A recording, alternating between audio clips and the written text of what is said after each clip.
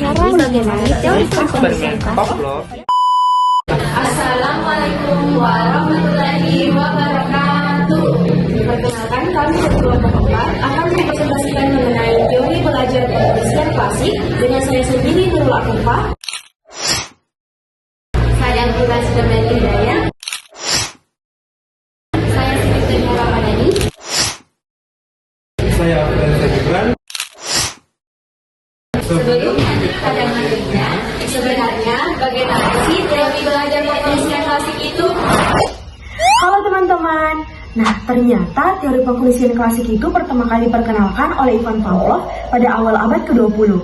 Teori ini tuh menjelaskan mengenai proses emosional dan perilaku itu terbentuk melalui proses asosiasi. Nah, salah satu contoh yang terkenal dari eksperimen Ivan Pavlov yaitu dengan menggunakan hewan, salah satunya yakni anjing.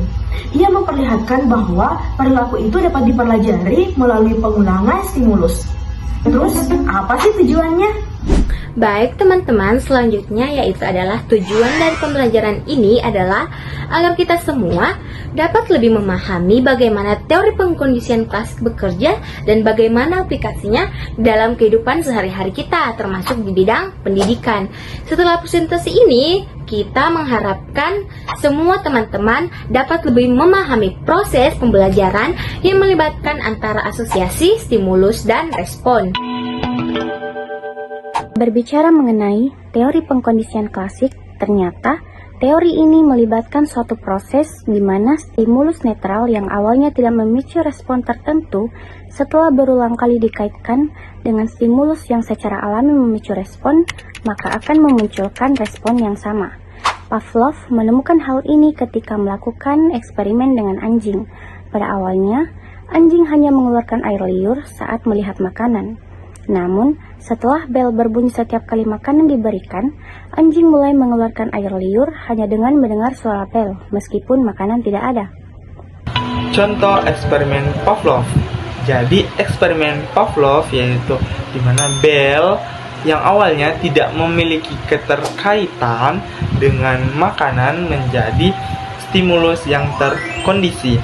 Misalnya, anjing belajar mengasosiasikan bel dengan makanan. Pavlov's aim was to discover what caused saliva to flow.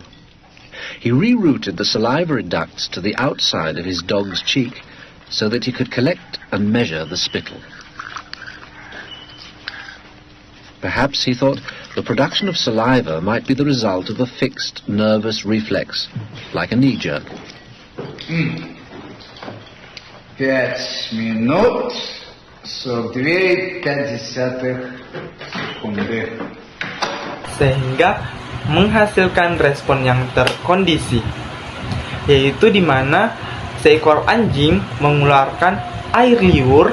Ini menunjukkan bagaimana suatu makhluk hidup dapat mempelajari hubungan antara stimulus melalui pengulangan. Baik guys, selanjutnya ada beberapa tahapan yang terjadi di dalam proses pengkondisian klasik, yaitu yang pertama ada tahap prakondisi. Pada tahap ini ada stimulus netral, misalnya bel, yang tidak memunculkan respon apapun, sedangkan stimulus tak terkondisi seperti makanan memunculkan seperti respon alami. Dalam hal ini adalah air liur anjing. Yang kedua ada tahap pengkondisian. Di sini stimulus netral dan stimulus tak terkondisi dipasangkan secara berulang. Pada contoh yang dilakukan oleh Pavlov, bel dibunyikan bersamaan dengan makanan yang diberikan, sehingga anjing mulai mengaitkan antara suara bel dengan makanan. Yang ketiga ada tahap pasca kondisi. Setelah beberapa pengulangan yang terjadi, stimulus netral bel sekarang menjadi stimulus terkondisi. Anjing pun mengeluarkan air liur hanya dengan mendengar suara bel saja, meskipun tidak ada makanan. Contoh aplikasi pengkondisian klasik. Pertama, aplikasi pengkondisian klasik dalam kehidupan sehari-hari. Pengkondisian klasik tidak hanya terjadi pada hewan, tetapi juga dapat terjadi pada manusia. Nah, salah satu contoh yang sering kita alami adalah dalam ikan. iklan parfum misalnya.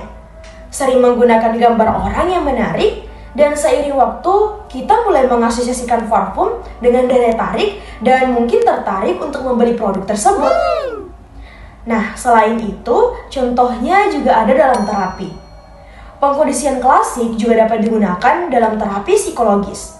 Misalnya dalam terapi aversi. Dalam terapi ini, stimulus negatif dipasangkan dengan perilaku yang ingin diubah. Nah, contoh lainnya adalah dalam kasus fobia, di mana pasien yang diajarkan untuk mengasosiasikan situasi yang menimbulkan ketakutan dengan respon yang lebih positif melalui pengulangan stimulus. Baik, dari apa yang telah kita pelajari, pengkondisian klasik adalah salah satu metode penting dalam memahami bagaimana perilaku terbentuk dari asosiasi stimulus. Teori ini membantu kita memahami bagaimana respons otomatis terhadap ketakutan, kebahagiaan, ataupun kecemasan bisa dipelajari. Aplikasinya tidak hanya ditemukan dalam penelitian, tetapi juga dalam kehidupan sehari-hari dan terapi psikologis. Semoga penjelasan ini bermanfaat bagi teman-teman semua, dan terima kasih atas perhatian teman-teman semua.